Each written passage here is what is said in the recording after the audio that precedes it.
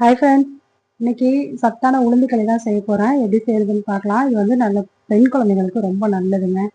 அதுவும் இந்த வயசுக்கு வர்ற ஸ்டேஜில் இருக்க குழந்தைங்க இருக்கு இல்லையா, அவங்களுக்கு இந்த மாதிரி ஈவினிங் டைமில் இதை நம்ம செஞ்சு கொடுத்தோம்னா ரொம்ப நல்லது. அதே மாதிரி ஏஜ் அட்டன் பண்ண குழந்தைங்களுக்குமே வாரத்தில் 2 டைம்ஸ் நம்ம இது மாதிரி செஞ்சு கொடுத்தோம்னா ரொம்ப நல்லது குழந்தைங்களுக்கு.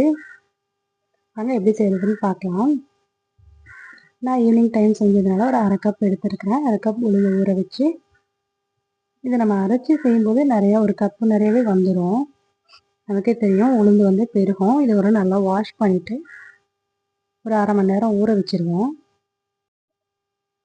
இதை நம்ம டக்குன்னு செஞ்சிடலாம். கொஞ்சம் நேரம் ஊற வச்சு அரைச்சி டக்குன்னு செஞ்சுட்டு வந்துடலாம். இப்போ நம்ம இதுக்கு தேவையான வெல்லம் எடுத்துருவோம். வெல்லம் கருப்பட்டி எது வேணால் எடுத்துக்கலாம். நான் வந்து மண்டை வெல்லம் எடுத்துருக்கிறேன். அது அது ஒரு 1/4 கப் அளவு ஒரு 2 துண்டு எடுத்து வச்சுருக்கிறேன். இதுவே கருப்பட்டியாக இருந்தால் கொஞ்சம் எடுத்துக்கோங்க. ஒரு 1/2 கப்புக்கு மேலே எடுத்துக்கோங்க. இதில் கொஞ்சம் ஸ்வீட்னஸ் கம்மியாக இருக்கும். ஸோ இதில் நான் 1/2 கப் தண்ணி சேர்த்து இதை தனியாக ஒரு அடுப்பில் வேக வச்சுருவோம். சாரி, அது கரைஞ்சிட்ருக்கட்டும்.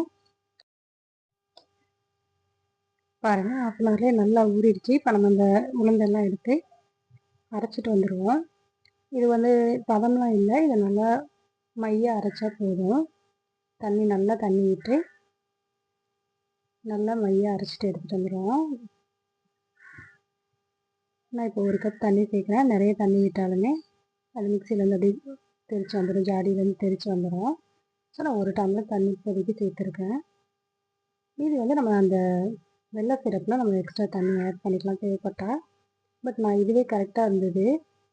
இதை நான் இதை அரைச்சி எடுத்துகிட்டு வந்துடுறேன்.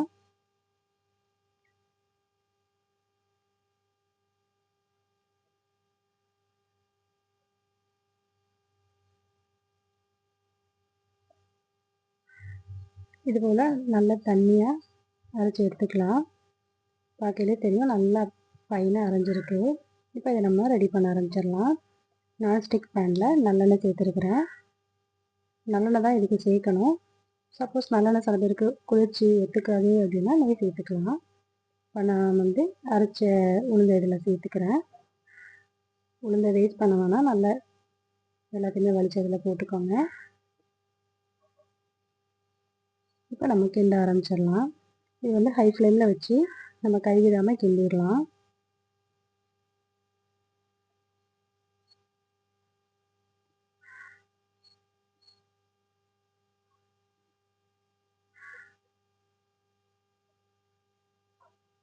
நல்லா கட்டி இல்லாமல் நல்லா கிண்டிகிட்ருக்கோம். இந்த ஸ்டேஜில் வந்து நம்ம வெல்லம் வந்து கரைய வச்சிட்ருக்கோம் இல்லையா பக்கத்து அடுப்பில், அதை வந்து இதில் நம்ம சேர்த்துக்கலாம். அது வந்து பக்கத்தில் நம்ம சூடாக அது வெந்துட்டுருக்கணும். சுட சுட தான் நம்ம ஊற்றணும். கருப்பட்டியாக இருந்தாலுமே நம்ம அதே மாதிரி தான் செய்யணும்.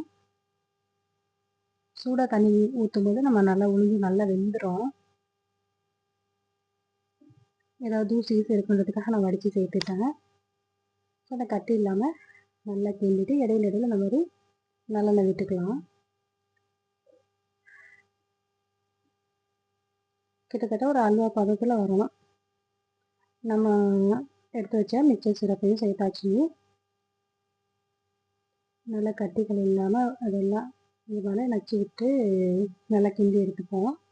நல்லா ஷைனிங்காக வரணும். நம்ம கிண்டி எடுக்கும்போது கடைசியாக வரும்போது நல்லா ஷைனிங்காக இருக்கணும். இது பெண்களுக்குமே இந்த குறுக்கு வலி, மெயினாக அந்த பீரியட்ஸ் டைமில் வர்ற வயிற்று வலிக்கு நம்ம இது மாதிரி நம்ம செஞ்சு கொடுக்கும்போது மாதத்தில் ஒரு 3 டைம்ஸ் செஞ்சு கொடுக்கும்போது அந்த பெயினெல்லாம் வராது. கொஞ்சமாக உப்பு சேர்த்துக்கோங்க. நல்லாயிருக்கும், டேஸ்ட் நல்லாயிருக்கும் உப்பு சேர்க்கும்போது. இந்த மாதத்தில் ஒரு 3 or 4 டைம்ஸ் நம்ம செஞ்சு கொடுத்தோம்னாலே குழந்தைங்களுக்கு இந்த பீரியட் சம்மந்தப்பட்ட ப்ராப்ளம், இந்த வயிற்று வலி இதெல்லாமே வராது. இப்போ இதில் வாசத்துக்காக கொஞ்சமாக ஏலக்காய் தட்டி போட்டுட்டேன். அதே மாதிரி ஜீரணத்துக்காக கொஞ்சமாக சுக்கு தட்டி சேர்த்துருக்குறேன். நான் எப்போவுமே சுக்கை வந்து லைட்டாக சூடு பண்ணி தட்டி இதில் சேர்த்துக்கலாம்.